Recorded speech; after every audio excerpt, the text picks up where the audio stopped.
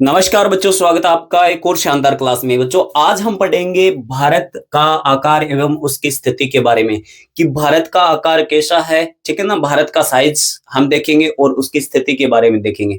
देखो, अगर पृथ्वी पर बात करें कि भारत कहाँ पर स्थित है, ये मान लेते हैं कि क्या है, पृथ्वी। और पृथ्वी को दो भागों में डिवाइड करती है भूमध्य रेखा। कौन डिवाइड करती है? भूमध्य रेखा कह लो, 0 डिग्री अक्षांश कह लो, ठीक है, या फिर विषुवत वृत्त कह लो। वो पृथ्वी को दो भागों में डिवाइड करती है। अब हम बात करें भारत की कि भारत कौन से भाग में स्थित है पृथ्वी के, तो पृथ्वी को मुख्यतः दो भागों में है ना, उत्तरी गोलार्ध या दक्षिणी गोलार्ध, उत्तरी ध्रुव या दक्षिणी ध्रुव, दो भागों में हम डिवाइड करते हैं। तो भारत कौन से भाग में स्थित है? गोलार्ध। गोलार्ध का तात्पर्य कि गोला, जो ये सर्कल है, इसका आधा पार्ट नीचे वाला दक्षिण वाला और आधा इसके ऊपर वाला पार्ट, यानी गोलार्ध में कौन से गोलार्ध में भारत स्थित है, ये देखना है।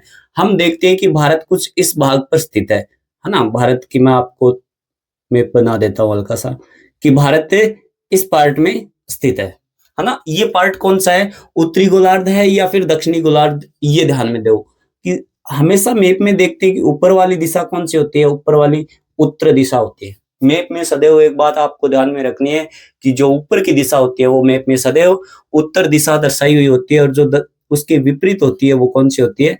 दक्षिण दिशा होती है, जिसको उ और द के माध्यम से हम दर्शाते हैं। तो भारत कौन से गोलार्ध में हो रहा है, इससे हमें क्या पता चल रहा है कि भारत उत्तरी गोलार्ध में स्थित है। कौन से गोलार्ध में स्थित है? उत्तरी गोलार्ध में। अभी ये तो था अक्षांशों के आधार पर। अभी हम देशांतरों के आधार पर देखें। अक्षांश क्या होता है? लेटीट्यूड। जो लेटी हुई रेखाएं होती है उनको अक्षांश कहा जाता है, यानी कि जो पूर्व से पश्चिम या पश्चिम से पूर्व खींची हुई आड़ी रेखाएं होती है उनको अक्षांश कहा जाता है, जिससे हमें किसी क्षेत्र की दूरी का पता चलता है। यानी कि जैसे जैसे हम भूमध्य रेखा से ध्रुवों की तरफ जाएंगे, वैसे वैसे क्या हो जाएगा? तापमान में कमी होती जाएगी, या फिर भूमध्य रेखा से अन्य क्षेत्रों के बीच दूरी बढ़ती चली जाएगी। यानी तापमान, आर्द्रता, वर्षा आदि सभी के बारे में, हमें मौसमी घटनाओं के बारे में या जलवायु के बारे में हमें समझना होगा, तो हमें अक्षांशों के माध्यम से समझना होगा। और देशांतर होते हैं, और देशांतरों से हमें क्या समझना होता है कि जो ऊर्ध्वाधर खड़ी रेखाएं होती है ना, उनको अक्षांश देशांतर कहा जाता है। जो ऊर्ध्वाधर खड़ी रेखाएं होती है उनको देशांतर कहा जाता है, और इनसे हमें समय व तिथि का पता चलता है। तो देखो, इधर का भाग क्या कहलाएगा? सदैव पश्चिम दिशा कहलाएगा, और इस तरफ का भाग क्या कहलाएगा मैप पर? पूर्व दिशा कहलाएगा। तो अभी देखो, भारत कौन से गोलार्ध में स्थित है? ये हो गई 23.5 डिग्री कर्क रेखा। 23.5 डिग्री कर्क रेखा जो भारत को लगभग मध्य भाग से गुजरती है, दो भागों में डिवाइड करती है।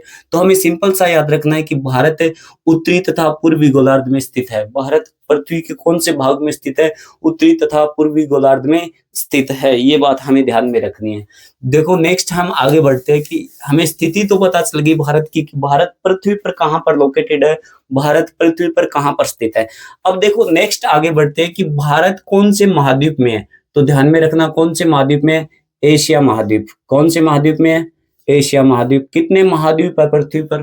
पृथ्वी को अगर डिवाइड किया जाए स्थल भूभाग के रूप में, जल भूभाग के रूप में, तो हम देखते हैं कि पृथ्वी पर 7 महाद्वीप व 5 महासागर है। भारत कौन से महाद्वीप में? एशिया महाद्वीप में। और एशिया महाद्वीप में भी कहाँ पर स्थित है भारत? भारत एशिया महाद्वीप के दक्षिण भाग में स्थित है। दक्षिण भाग का पार्ट है एशिया महाद्वीप के। तो कौन से महाद्वीप में भारत है? एशिया महाद्वीप में कौन सा देश स्थित है? भारत देश स्थित है। तो भारत, अगर हम आकार की बात करें भारत, अब देखो हम देखते हैं इसको आकार के आधार पर। आकार के आधार पर, आकार के आधार पर हम देखेंगे कि किसी भी क्षेत्र को, चाहे वो देश हो, प्रदेश हो, है ना, छोटा प्रांत हो, चाहे विश्व का महाद्वीप ही क्यों ना हो, तो उसको हम आकार के आधार पर दो भागों में डिवाइड कर सकते हैं। एक तो क्षेत्रफल के आधार पर कि भाई उसका साइज क्या है। जैसे हम भारत का आकार देख रहे हैं, भारत का आकार, भारत का साइज दो तरह से देखा जा सकता है, एक तो क्षेत्रफल और दूसरा जनसंख्या। दूसरा कौन सा? जनसंख्या के आधार पर। क्षेत्रफल के अनुसार अगर भारत देखें कि विश्व में कौन से स्थान पर है, कौन से देश भारत से बड़े हैं, या फिर भारत कितने देशों से छोटा है, तो क्षेत्रफल की दृष्टि से देखा जाए भारत का 7वां स्थान है। कौन सा स्थान है? भारत का 7वां स्थान है। ठीक है, 6 बड़े देश भारत से बड़े हैं, है ना। 6 बड़े देश और 7वां नंबर आता है भारत का। 6 बड़े देश कौन कौन से है? रूस है, ठीक है। रूस के बाद हम देखते हैं कि 2 नंबर पे कनाडा आता है, 3 नंबर पे यूएसए आता है, 4 नंबर पे चीन आता है, 5 नंबर पे ब्राजील आता है, 6 पे ऑस्ट्रेलिया आता है, 7 पे जाके कौन सा हमारा देश आता है, भारत आता है। क्षेत्रफल की दृष्टि से देखा जाए तो भारत का कुल क्षेत्रफल कितना है, 32,87,263 32,87,263 वर्ग किलोमीटर, जिसको हम स्क्वायर किलोमीटर भी कह सकते हैं। तो ये भी हमें ध्यान में रखना है, ठीक है। कितना है भारत का क्षेत्रफल, 32,87,263 वर्ग किलोमीटर। देखो जो वर्तमान की डेटा आ रहे हैं, है ना, जैसे वन रिपोर्ट आदि के डेटा है, तो उनके आधार पर देखा जाए 206 किलोमीटर प्लस होके आ रहा है, जो 206 किलोमीटर प्लस होके आ रहा है वर्तमान के जो डेटा है सैटेलाइट के माध्यम से लिए गए। तो 206 ऐड करेंगे तो 206 और ऐड करने के बाद हो जाएगा 32,87,469 वर्ग किलोमीटर। कितना हो जाएगा एक्स्ट्रा जोड़ के हम करेंगे तब 32,87,469 वर्ग किलोमीटर, स्क्वायर किलोमीटर। ये बात आपको ध्यान में रखनी है। कितना जोड़ा तब, 206 किलोमीटर। बस आपको याद रखना है। लेकिन अभी प्रचलित डेटा कौन सा है, 32,87,263 वर्ग किलोमीटर का डेटा अभी प्रचलित है। अगर पूरी पृथ्वी को हम 100% मानते हैं, पृथ्वी को 100% मानते हैं, तो भारत के पास कितना हिस्सा है 100% में से, तो याद रखना 2.4%। कितना भाग है पृथ्वी का, 2.4% भाग भारत के पास है। अब ये तो था भाग किसके आधार पर, क्षेत्रफल के आधार पर हमने आकार देखा भारत का, है ना। क्षेत्रफल के आधार पर हमने देखा कि भारत का 7वां स्थान है। 6 बड़े देश कौन कौन से, वो भी देखा। और हमने देखा कि क्षेत्रफल कितना है, 32,87,263 वर्ग किलोमीटर। हमने ये भी देखा कि टोटल अगर पृथ्वी का 100% भाग माना जाए पृथ्वी को, तो उसमें से भारत के पास कितना भाग है, 2.4% भाग है। अभी देखो जनसंख्या के आधार पर देखा जाए तो चीन 1 नंबर पर, 2011 के सेंसस देखें, 2011 के अगर आंकड़े देखें, उनके आधार पर हमें पता चलता है कि 1 नंबर पे कौन है जनसंख्या के आधार पर अभी वर्तमान में, अगर 2011 के डेटा देखा जाए तो उसके आधार पर चीन। और 2 नंबर पर कौन है, भारत। जनसंख्या की दृष्टि से भारत का कौन सा स्थान है, 2 नंबर स्थान है, ठीक है। और भारत की कुल जनसंख्या कितनी है, 121.02 करोड़।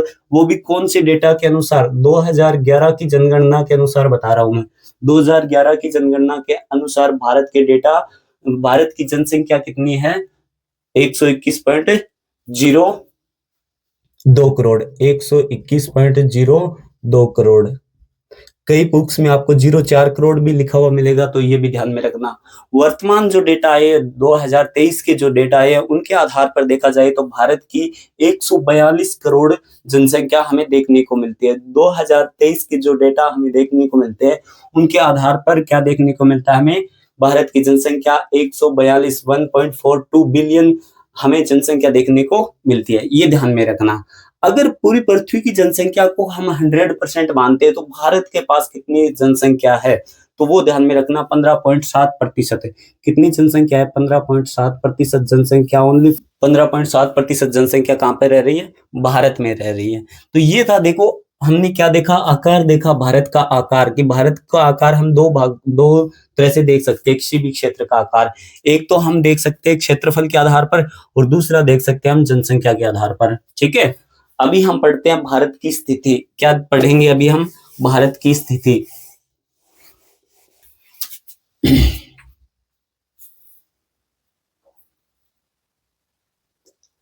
अभी देखो भारत की स्थिति देखते हैं। ये है भारत, क्या है, भारत।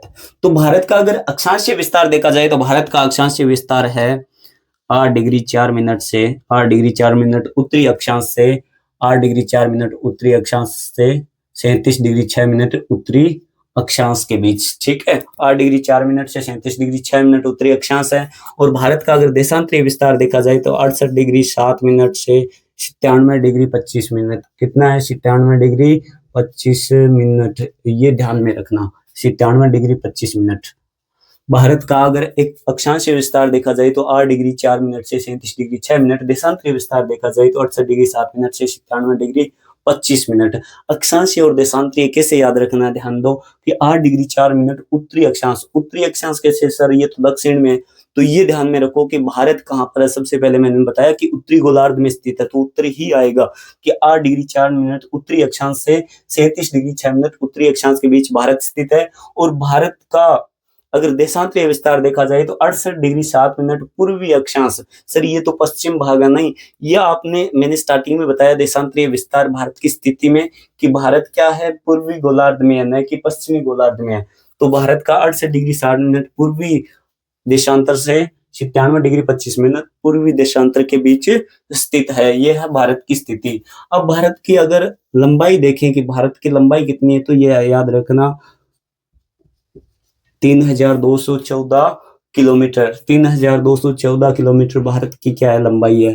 अगर भारत की हम चौड़ाई देखें, भारत की चौड़ाई होगी 2933। 2933 ये ध्यान में रखना, भारत की चौड़ाई कितनी है, 2933। ठीक है, 3214 ये हो गई। हम याद करने का तरीका सिंपल सा मैं आपको बता देता हूँ, याद कैसे रख सकते हैं। याद रखने का सिंपल सा तरीका ये बच्चों के 32 14 29 33 ऐसे याद रखोगे, और बोलने के लिए हम 3214 2933 बोल सकते हैं, लेकिन आसानी इसमें रहेगी कि 32 14, ठीक है, 29 33 आसानी से आप याद रख सकते हो। अभी देखो ये तो थी भारत की स्थिति कि भारत कैसे लोकेटेड कर रहा है, कौन से अक्षांश कौन से देशांतर पर भारत लोकेटेड है। साथ में हम देख लेते हैं कि भारत के पड़ोसी देश कौन कौन से हैं। भारत के पड़ोसी देश देखो, स्थलीय सीमा भारत के अनेक पड़ोसी देशों से लगती है, और जलीय सीमा भी भारत के अनेक पड़ोसी देशों से लगती है। जैसे जलीय सीमा में इधर अरब सागर आ जाएगा, अरब सागर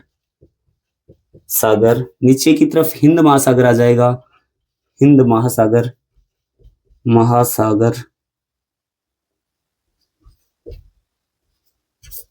और इधर आ जाएगी बंगाल की खाड़ी।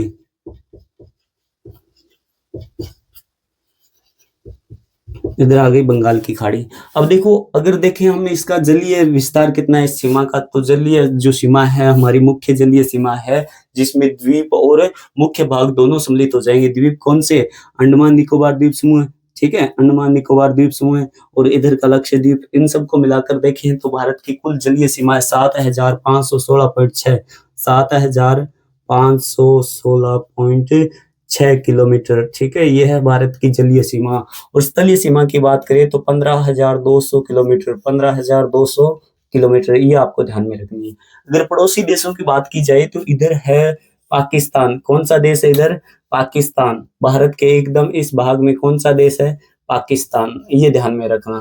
पाकिस्तान की राजधानी इस्लामाबाद। पाकिस्तान की राजधानी क्या है बच्चों, इस्लामाबाद। इधर है अफगानिस्तान। कौन सा देश है, अफगानिस्तान। अफगानिस्तान, अफगानिस्तान की राजधानी क्या है बच्चों, काबुल।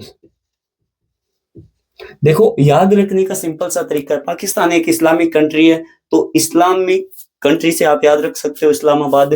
काबुल है ना, अफगानिस्तान भी क्या है, एक इस्लामिक कंट्री है, और शादी फंक्शन में देखो इस्लाम धर्म में कबूलनामा होता है, कबूल है, कबूल कर सकते हैं, करते हैं, तो ऐसे याद रख सकते हो कि काबुल इसकी राजधानी है। इधर आप देखते हो कि चीन की राजधानी है बीजिंग। चीन की राजधानी क्या है, बीजिंग। यहाँ पर हमें देखने को मिलता है नेपाल, तो नेपाल की राजधानी क्या है, काठमांडू। नेपाल की राजधानी क्या है, काठमांडू। हमें भूटान देखने को मिलता है, तो भूटान की राजधानी क्या है, भूटान की राजधानी है थिम्पू। भूटान की राजधानी है थिम्पू। यहाँ पे हमें म्यांमार देखने को मिलता है, म्यांमार देखने को मिलता है, तो म्यांमार की राजधानी है नेपिडो, है ना, नेपिथाउ भी देखने को मिलता है। यहाँ पे है बांग्लादेश, तो बांग्लादेश की राजधानी है ढाका। बांग्लादेश, बांग्लादेश की राजधानी है ढाका। ठीक है, और नीचे की तरफ हम देखेंगे तो श्रीलंका। श्रीलंका की राजधानी कोलंबो, और नई प्रस्तावित राजधानी है जयवर्धनपुर। यहाँ पे हमें एक और देश देखने को मिलता है नीचे की तरफ, मालदीव, जिसकी राजधानी है माले। मालदीव की राजधानी क्या है, मालदीव की राजधानी है माले। देखो अब भारत के अगर मध्य भाग में देखें तो भारत में राज्यों की संख्या है, भारत के राज्यों की संख्या है 28। कितने हैं भारत के राज्य, 28। सर 29 राज्य थे 2019 तक, 28 कैसे हो गए, तो ये देखो ऊपर जो हमारा राज्य हमें पहले दिखाई देता था, तो अभी उसको किस में कन्वर्ट कर दिया है, उसको हमने दो पार्ट में बांट दिया है। तो दो पार्ट कौन कौन से हो गए, एक हो गया जम्मू कश्मीर, एक हो गया जम्मू कश्मीर, और दूसरा हो गया लद्दाख। तो भारत का सबसे बड़ा अगर केंद्र शासित प्रदेश देखे क्षेत्रफल की दृष्टि से तो कौन सा है, लद्दाख, और ये यहाँ पे हो गया जम्मू। है ना, जम्मू कश्मीर। तो 2 ये हो गए, है ना? तो आप देखोगे कि उस समय कितने थे केंद्र शासित प्रदेश? 7 थे। और अभी वर्तमान में कितने हैं केंद्र शासित प्रदेश? यूटी कितनी है, यूनियन टेरिटरी, है ना? यूनियन टेरिटरी अगर केंद्र शासित प्रदेश देखें तो अभी वर्तमान में 8 है। तो सर 7 और 2 9, तो 9 हो गए। लेकिन आप देखोगे कि ये तो कब हुआ था? 2019 में। 2019 में 370 धारा थी यहाँ पे लगी हुई, उसको हटा के 2019 में 31 अक्टूबर 2019 को 2 नए केंद्र शासित प्रदेश बनाए गए। और 2020 को 26 जनवरी 2020 को दादरा नगर हवेली एवं दमन व दीप को क्या कर दिया था? मर्ज करके एक कर दिया था। तो केंद्र शासित प्रदेश यूनियन टेरिटरी कितनी रह गई? 8 रह गई। इसी प्रकार से 29 राज्य थे, वो क्या हुआ? एक राज्य जम्मू कश्मीर, उसको किस में कन्वर्ट कर दिया? केंद्र शासित प्रदेश में। तो कितने राज्य बच गए टोटल? टोटल राज्य बच गए 28। तो ये थी भारत की स्थिति कुछ। आप अच्छे से इसको याद कर सकते हो, अच्छे से। इसमें कहीं पर भी कोई भी प्रॉब्लम आपको लगी हो तो कमेंट बॉक्स में जरूर बताना। जय हिंद, वंदे मातरम। नई वीडियो के साथ जल्द मिलते हैं आपसे।